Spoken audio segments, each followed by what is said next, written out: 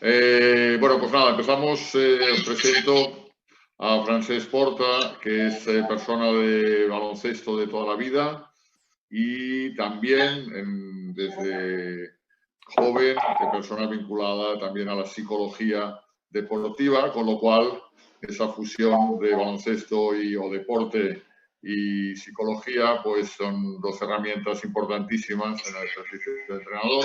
Y con Francesc empezamos porque a mí me gustaría que fuera un ciclo de conferencias especializadas de profesionales o entrenadores del club o de fuera del club, pero que estén especializados en ciencias asociadas al deporte, que más que asociadas actualmente ya están integradas en el deporte. Con lo cual, Francesc, te doy paso y todo tuyo para durante los minutos que tú consideres instruirnos sobre cómo ayudar a nuestros jugadores o jugadoras a rendir más, a disfrutar más del baloncesto. Venga, un abrazo. Muy bien, gracias, Miguel. Bueno, pues gracias a todos los que os habéis conectado. Bueno, la intención de hoy es hacer una media horita para explicaros un poquito cuáles son las variables psicológicas que afectan al rendimiento deportivo, ¿vale? Y en base a eso, pues intentar daros, pues en este poco espacio de tiempo, pues ciertas directrices que os ayuden a mejorar como deportistas, ¿vale? En el mundo del baloncesto. Entonces, yo tenía preparada una presentación, pero no hemos podido compartirla, por lo tanto me vais a ver a mí todo el rato, ¿eh? Y entonces intentaremos pues también luego pues acortar un poquito la charla y luego pues que tengamos un poquito de interacción, ¿no? De que me podáis preguntar y que yo os pueda resolver dudas, ¿eh? Entonces, dentro de lo que es el mundo del deporte y de la psicología deportiva, hay 4 variables que influyen muchísimo en el rendimiento deportivo. Y esas 4 variables son las que yo hoy me voy a centrar básicamente para centrar la charla y no hacerla muy dispersa e ir a 4 aspectos que yo creo que os pueden ayudar. El primero es, lógicamente, la motivación de cada jugador, ¿vale? Para la práctica deportiva. El segundo es la autoconfianza, cómo podemos mejorar nuestra confianza en el básquet. La tercera es la activación, ¿vale? Que es un concepto que los entrenadores, pues bueno, lo hablamos, pero no sabemos cómo, o muchas veces no sabemos cómo ponerlo en práctica, o el propio jugador no sabe cómo entrenarlo. Y luego el aspecto de la atención y la concentración, ¿vale? Estos son las 4 variables, si tuviéramos que hablar de deporte individual, ¿no? Del jugador él solo, ¿qué afecta a nivel psicológico? Pues serían estas 4. Lógicamente, el baloncesto es un deporte colectivo y también le va a afectar pues todo lo que es la colectividad del equipo, la comunicación con el entrenador y sus compañeros, la cohesión, ¿vale? Y el liderazgo que hay en el equipo. Lógicamente, todo esto pues también afecta, pero hoy nos vamos a centrar en esas 4 variables más individuales, ¿vale? Entonces, yo antes de empezar, os voy a decir 4 cosas que yo creo que cualquier jugador o sobre todo jugador de baloncesto, ¿vale? Los que hemos jugado y los que ahora nos dedicamos a entrenar, deberíamos tener muy claro, ¿vale? A nivel ya de concepto, sobre todo concepto científico, para decirlo de alguna manera, ¿no?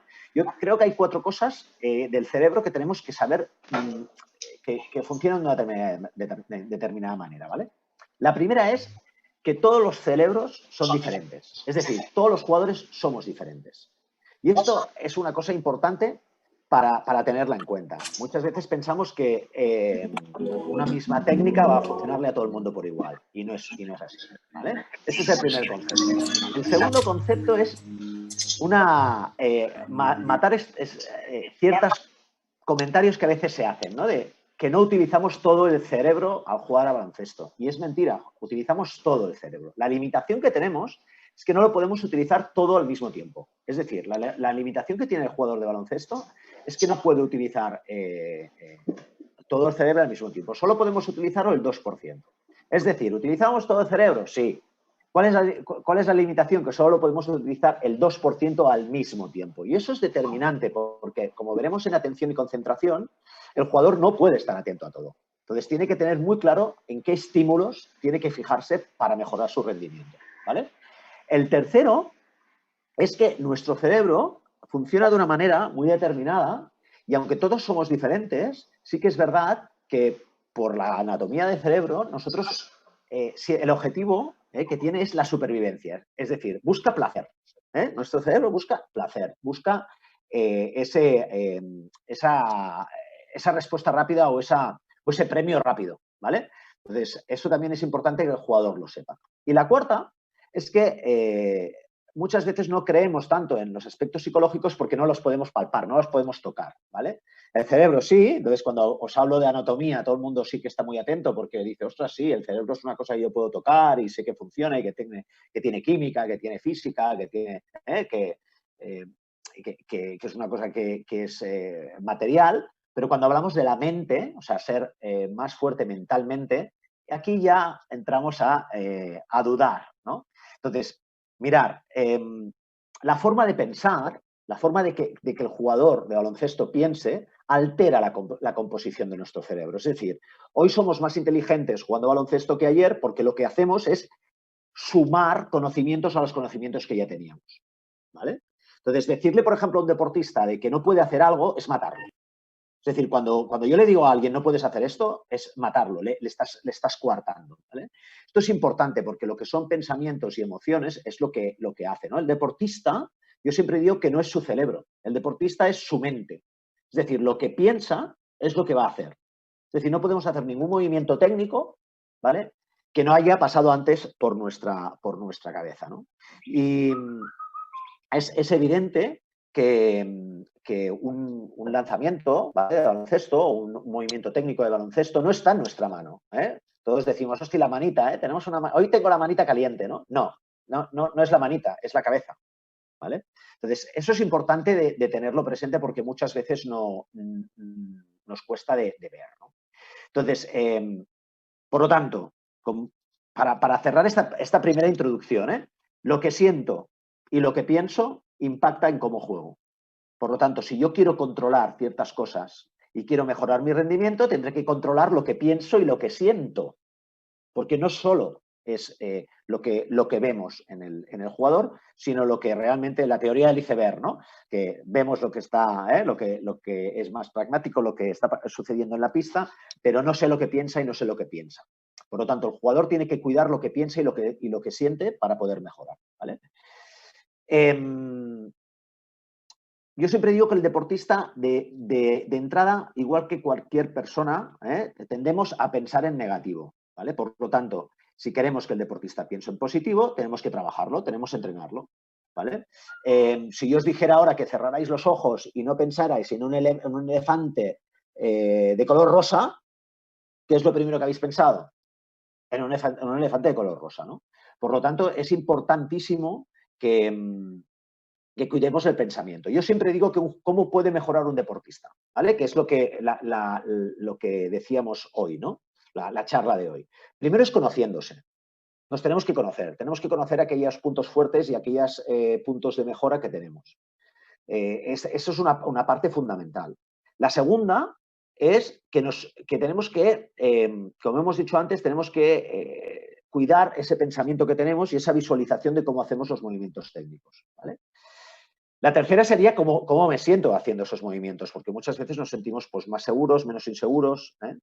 Y la cuarta es, oye, cuando me pongo a hacerlo, tengo que analizarlo, tengo que reevaluarlo. Entonces, el jugador de baloncesto siempre está en una situación de mejora continua, ¿vale? Y si no entramos en esa mejora continua, es difícil mejorar a nivel psicológico, ¿vale?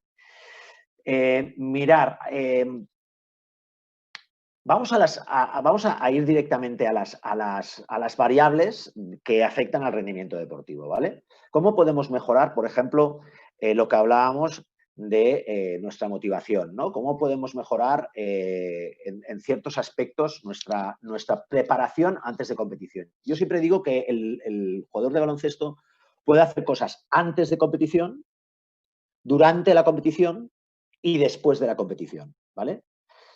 Pero donde se tiene que poner presión, donde realmente el jugador tiene que mejorar es en el entrenamiento. O sea, cuando vamos a la competición, al pez ya está banut, ¿vale?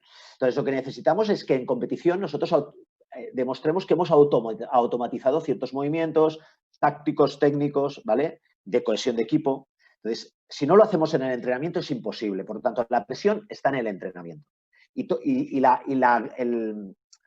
el gruix de la feina del jugador ha de ser l'entrenament. Pero en la competición tenemos que ir a disfrutar, tenemos que ir a automatizar todo aquello que hemos aprendido en el entrenamiento, ¿vale? Entonces, ¿qué podemos hacer en el entrenamiento para mejorar? Mirad, una de las cosas que pienso que también en edad de formación, que porque muchos de vosotros o sois entrenadores que estáis llevando formación o somos jugadores amateurs, ¿vale? Una de las cosas que pienso que es muy importante es vuestro grado de activación, ¿vale? Cuando nosotros vamos a hacer la práctica deportiva, tenemos que conseguir tener un grado de activación óptimo. Ejemplo claro es, ahora yo estoy dando esta charla, ¿no? Mi grado de activación muy probablemente, si yo tuviera que puntuármelo, estaría en un 8 o en un 9, ¿no? Porque estoy activo, estoy hablando, estoy intentando llegar a todo el mundo que se me está escuchando, etc. Los que me estáis escuchando, probablemente vuestro grado de activación no estará en un 8 o un 9. Espero que esté en un 5 o 6, ¿no? Escuchando, ¿no? Pero muy probablemente estaréis ahí, ¿no? En un 6, tranquilamente, relajados, escuchando, mirando, ¿vale? Pero vuestro grado de activación baja. Entonces, el deportista necesita saber cuál es su grado de activación óptimo para la práctica deportiva. Y eso lo tiene que hacer en el entrenamiento. ¿Cómo lo puede hacer? Muy fácil. Simplemente es, yo lo hago mucho con los jugadores, que es que se etiqueten, ¿vale? ¿En qué grado de activación estás hoy? Oye, pues he venido del trabajo, estoy muy nervioso, tal, estoy en 9, ¿vale? ¿Por qué? ¿Por qué es bueno hacer eso? Porque si tú haces un checkpoint, que le llamamos checkpoint, ¿no? El decir, oye, yo miro cómo estoy en mi grado de activación, yo puedo hacer cosas para mejorarlo. Al final, el deportista lo que tiene que ir es a controlar aquello que él puede controlar. O sea, centrarse en aquello que él puede controlar. Por lo tanto, el grado de activación lo puede controlar, sí. Y hay técnicas para eso. Hay dos, básicamente. Si yo me hago ese checkpoint, ¿no? Antes del entrenamiento y veo que estoy muy acelerado, ¿qué puedo hacer? Relajarme. ¿Cómo me puedo relajar? La mejor técnica o la que se utiliza más en el deporte amateur es la respiración, ¿vale? Tenemos que aprender a respirar y a respirar como los niños pequeños, con el abdomen. Yo siempre digo que para aprender a respirar es simplemente en una posición relajada, es llenar el estómago durante 4 segundos, ¿vale? Mantenerlo esos 3-4 segundos y dejarlo en 8, ¿vale? Si ahora lo hiciéramos sería, yo respiro, lleno el abdomen 4 segundos, lo mantengo 4 segundos y lo expulso en 8, ¿vale? ¿Eso qué hace? Me baja mi nivel fisiológico, ¿vale? Si esto lo entreno, si lo hago en los entrenamientos, luego en una situación de alto grado de activación en competición, puedo realizar un par de respiraciones y tener el grado de activación óptimo. El jugador profesional, por ejemplo, lo hace mucho para los tiros libres, ¿vale? Antes de un tiro libre, en esos momentos en que el árbitro pita la falta, va a marcar la falta y tal, el jugador no está haciendo nada, el profesional lo que hace es intentar buscar su grado de activación óptimo para lanzar el tiro libre. La segunda cosa que nos puede pasar es que en lugar de estar muy activados, estemos muy relajados, ¿no? Entonces, si estamos muy relajados, lo que tenemos que hacer es activarnos. ¿Cómo nos podemos activar? Eso es más fácil. Eso es más fácil porque podemos hacer un sprint, podemos establecer algún tipo de autoinstrucción para motivarnos, para activarnos, etcétera, ¿vale? Por lo tanto, a nivel de activación, sería una de las técnicas que se puede utilizar y que es fácil de utilizar, lo puede hacer cualquier deportista amateur en cualquier situación. Pero sí que hemos de aprender a respirar, ¿vale? Yo, uno de los aspectos más importantes que pienso que el deportista tiene que mejorar es esto, su grado fisiológico, porque como hemos dicho antes, tal como se sienta, cuando le preguntas a un jugador o cuando le preguntas a un deportista, oye, ¿cómo te sientes? ¿No? Lo primero que te dice es, oye, pues hoy tengo buenas sensaciones. ¿Qué quiere decir buenas sensaciones? Es eso, ¿vale? Es el tener ese grado de activación óptimo.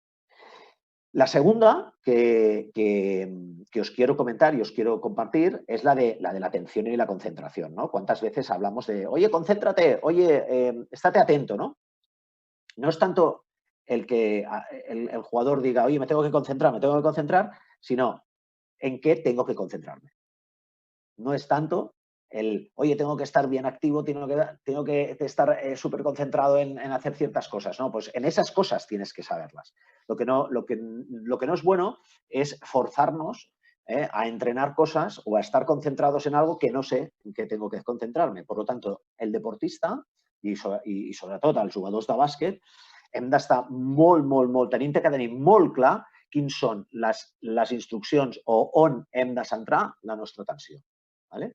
Com podria ser això? Pues, oye, pues en defensa tengo que estar entre pelota y jugador, ¿no? Pues esto lo tengo que tener en cabeza. Tengo que tener muy claro que entre pelota y jugador, entre pelota y jugador. Si estoy defendiendo a pelota y quiero estar en la línea de defensor y parar al atacante, yo tengo que estar con pecho en pelota, ¿no? Pues pecho en pelota. Es decir, es muy importante que el deportista sepa discriminar cuáles son aquellos estímulos en los que yo tengo que centrarme. Porque si yo tengo el qué, puedo hacer el cómo. Si no tengo el qué, no haré el cómo, ¿no? Uno de los errores que cometemos todos los entrenadores, yo el primero, es decir, concéntrate, estate concentrado. ¿En qué? Estate concentrado en qué, dime en qué, ¿no? Entonces es muy importante el decir el qué, porque el jugador encontrará el cómo, ¿no? Yo siempre digo que los jugadores de baloncesto, todos, tienen sus propias estrategias. Y estas estrategias que os estoy comentando, muy probablemente, si sois jugadores o habéis sido jugadores, seguro que habéis utilizado alguna, ¿no? Lo importante no es la estrategia que utilizáis, lo importante es si esa estrategia está en el momento y en la circunstancia adecuada, ¿no? Entonces, es importante que centremos esta. Entonces, otra de las técnicas que se pueden utilizar para mejorar nuestro rendimiento es la gestión del error. A mí me encanta la gestión del error en baloncesto, porque el baloncesto es un juego muy dinámico, donde hay mucha interacción, donde el juego es muy rápido. Y a mí me gusta, y os invito a que cuando veáis un partido de baloncesto, que os fijéis no tanto en, hostia, cómo la enchufa el 6 y cómo lo hace y tal, sino qué hace después del error. Si queréis ver si un jugador de baloncesto es fuerte mentalmente, tenéis que fijaros en qué hace después del error.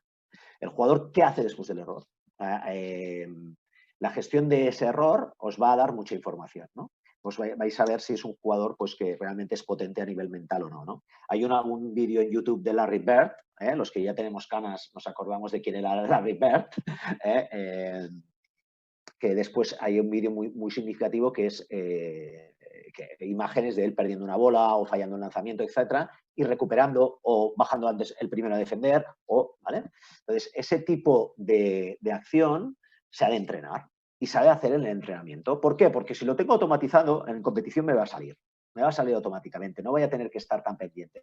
Como decíamos antes, el cerebro es limitado en 2%, entonces si le lleno de información el jugador se colapsa. Por lo tanto, si yo automatizo contra más cosas automatice, en más estímulos podré estar centrado, ¿vale? Entonces, la gestión del error, ¿cómo la podemos entrenar en el entrenamiento?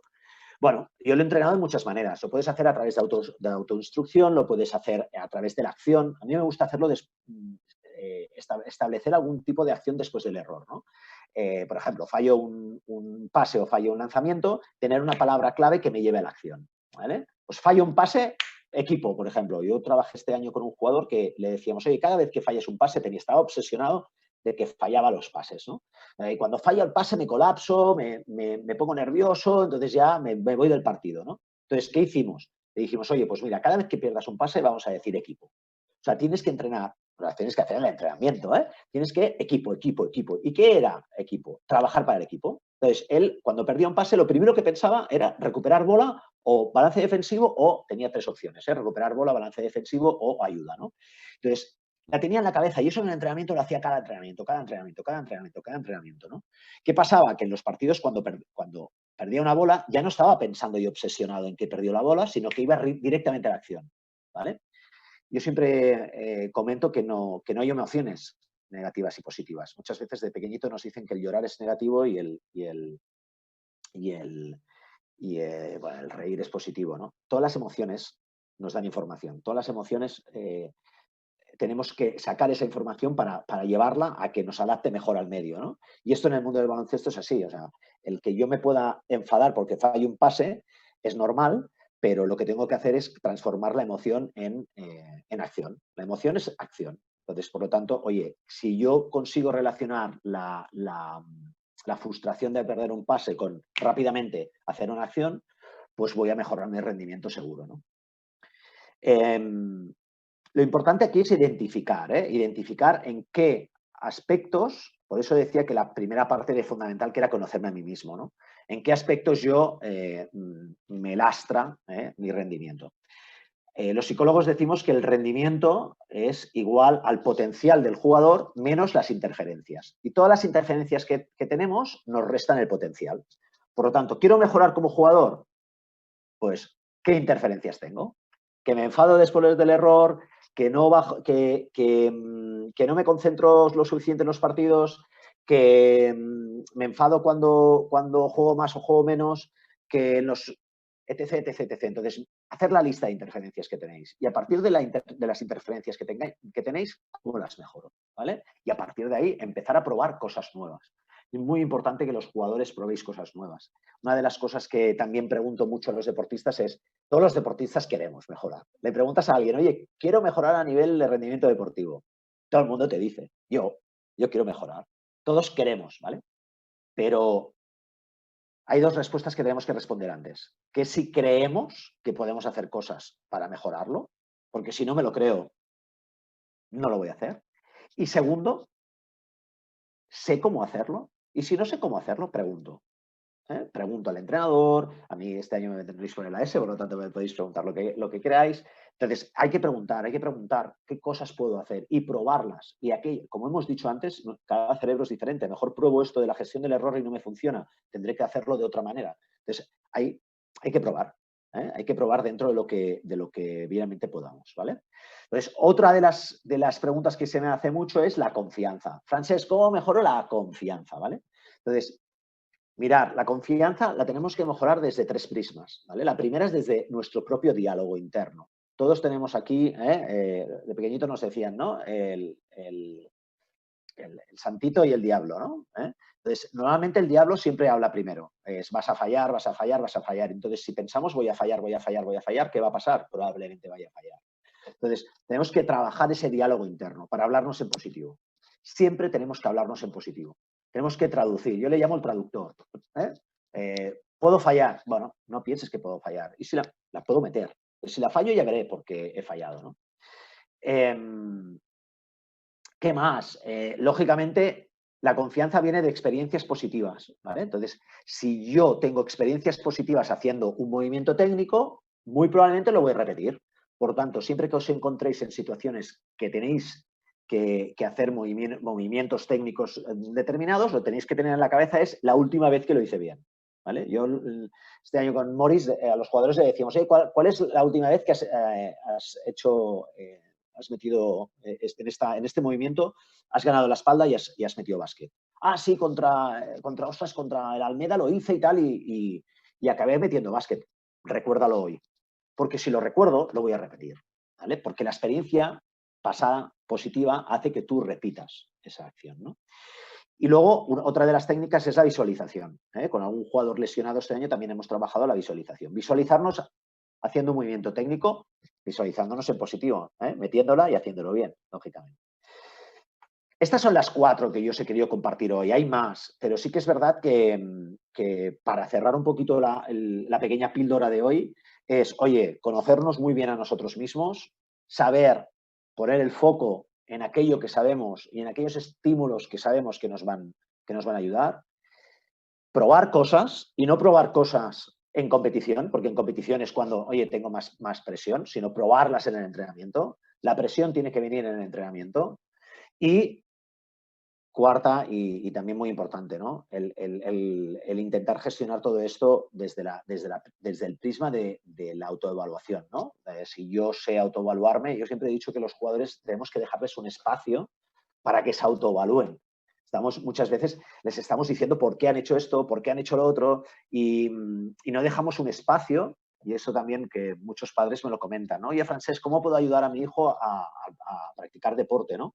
Le digo, deja el espacio, que él decida cuál es la intensidad de tu presencia en el deporte. Si él quiere hablarte del deporte, ya vendrá, ¿no? Pues esto es muy importante. Tenemos que dedicarnos un tiempo a nosotros, como deportistes, com jugador de bàsquet, ens hem de dedicar un temps a autoevaluar-nos, a dir, això ho he fet bé, això no ho he fet bé i tal, ¿no?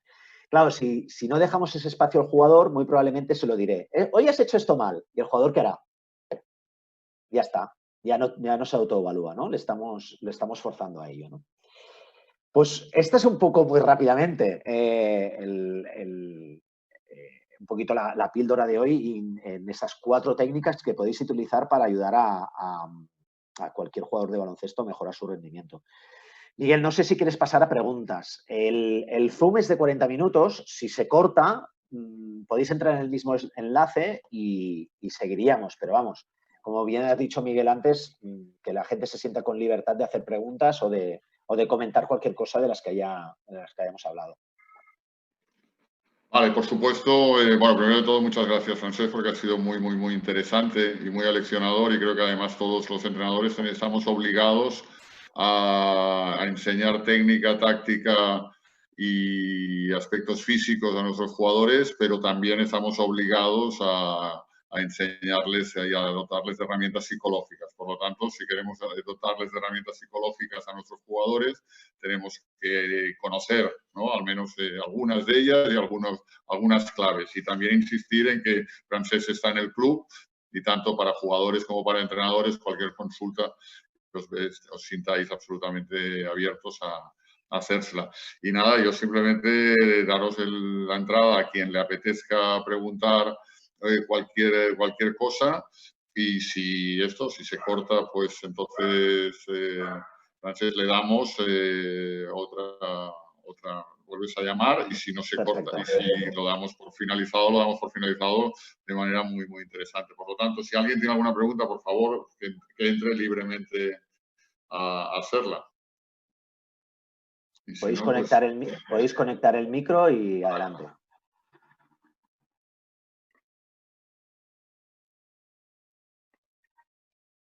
¿Nadie entra? Bueno, pues sí. Yo pregunto. Venga. Siscu, cuando hablas de la gestión del error, Sí. yo entiendo evidentemente que es diferente según la edad del jugador, ¿vale? Pero sobre todo, ¿qué diferencias aportarías ¿cómo habría que gestionarlo con niños más pequeños, con minibásquet, a diferencia de con juniors o seniors? Mira, Porque esto, perdona, siempre es lo de, ¿no?, bueno, que el pequeño se equivoque y tal, y nosotros a nivel competitivo y a nivel alto, en juniors, seniors, si lo que buscamos al final es el resultado y a nivel competitivo, esta gestión del error, ¿cómo? Mira, yo te diría que en edades formativas lo que tenemos que intentar es que el jugador precisamente se conozca, ¿no? Y si queremos que se conozca, tenemos que hacerlo de la mejor manera.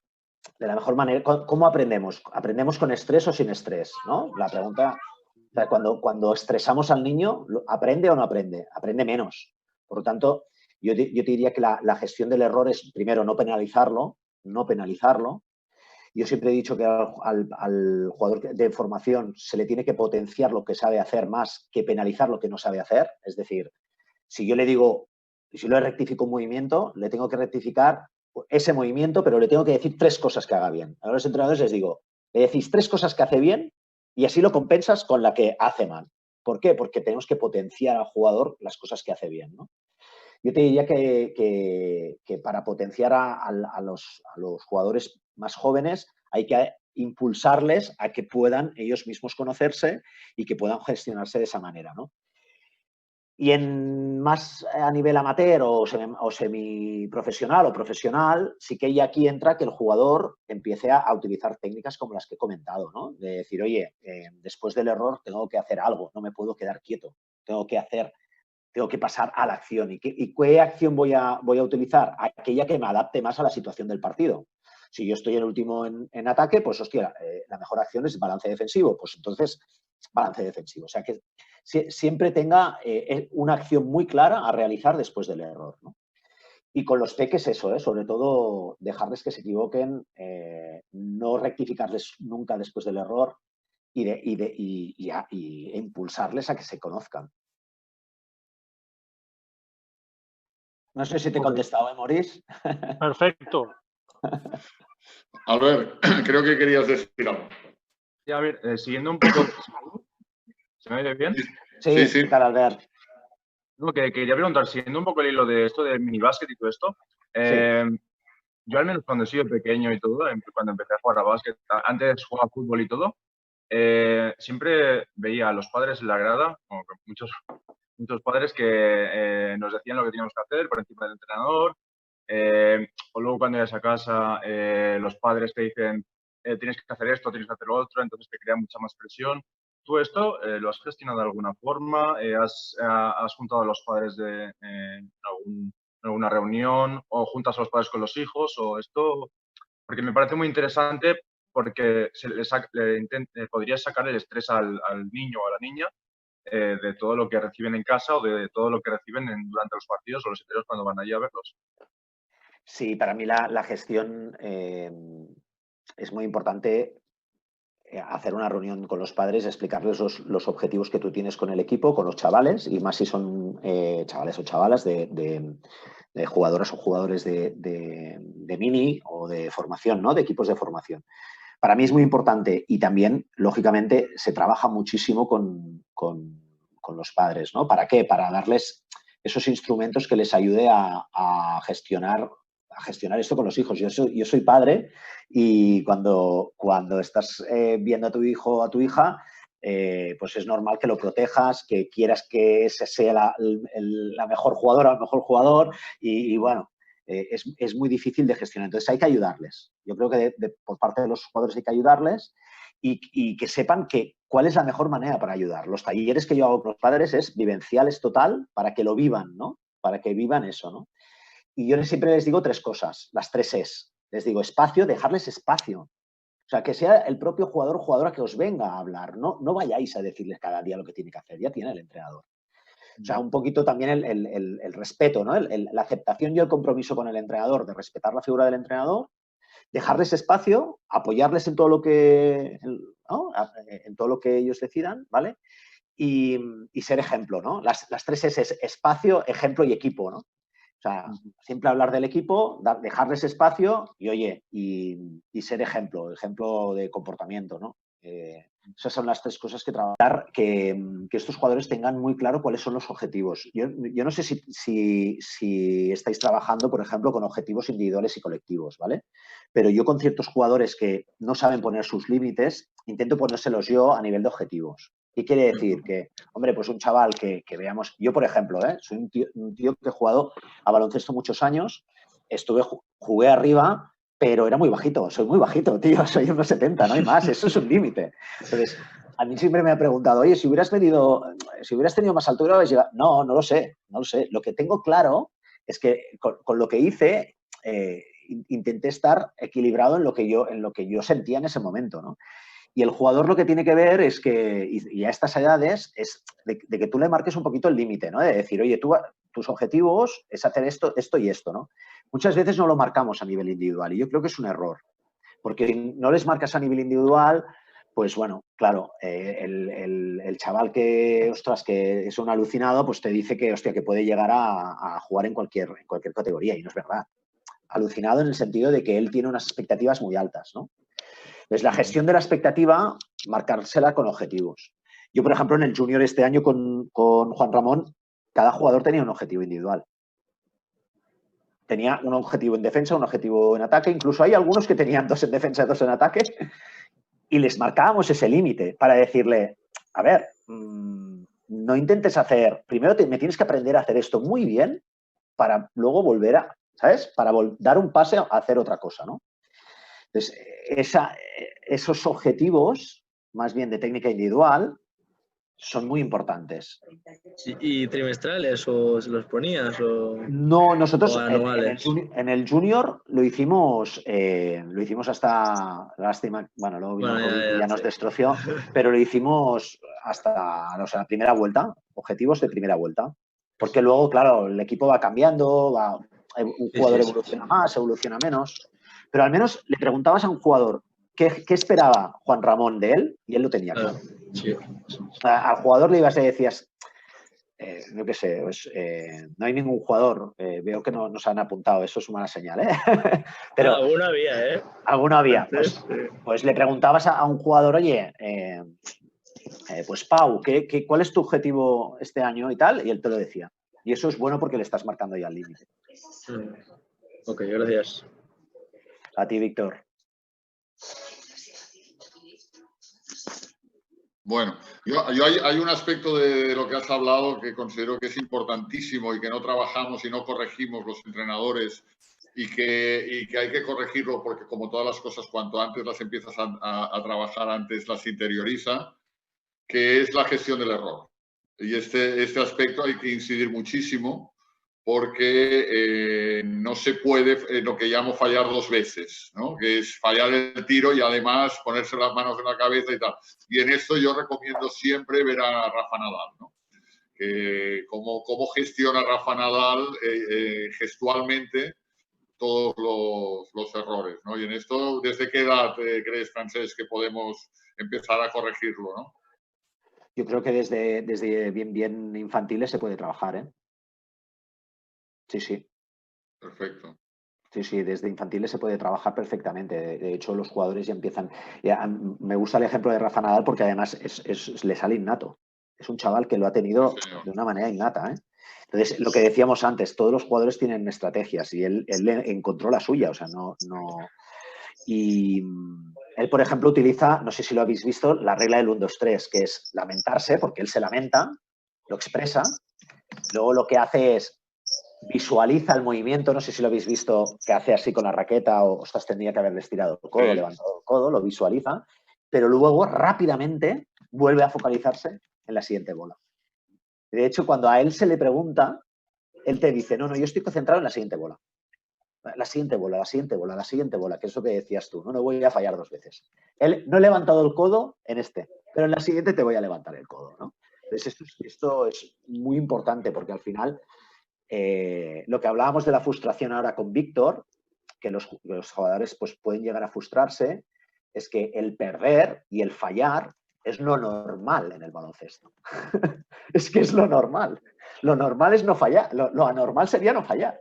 Por lo tanto, si yo consigo gestionar bien los errores, aumento mi potencial seguro. Es que seguro. Porque sabemos que vamos a fallar. Entonces, gestionarlo bien es un aumento de potencia del potencial del jugador, seguro, automático. Sí, desde infantiles se puede trabajar. Muy bien. Más pequeñitos yo creo que es más influencia de la comunicación del entrenador y el no penalizar, etcétera, ¿no? Pero y que el jugador vaya aprendiendo, sobre todo que vaya disfrutando, ¿no? Vaya disfrutando con el deporte, ¿no? Pero luego.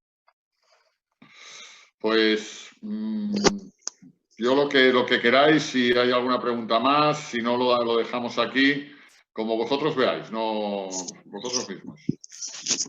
Fina.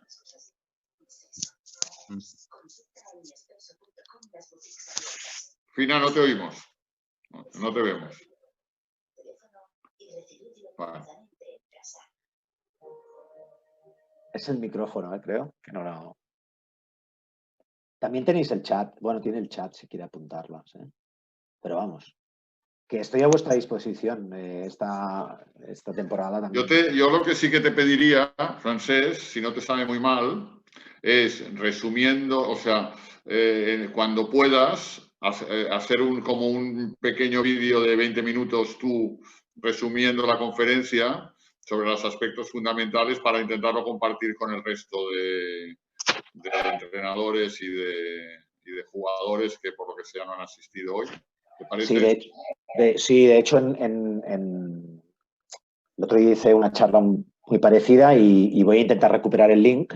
Vale, genial. Y os la puedo hacer llegar para que también, pues bueno, será una manera también de compartir estos aspectos. Genial. Bueno, jóvenes. Bien. Pues nada, ha sido un placer. Muchísimas gracias, Francesc. Gracias. Perfecto. Gracias. Que vaya muy bien. Gracias. Hasta luego. Hasta luego. Adiós.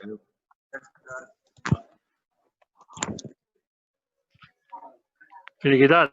Ja està, conya.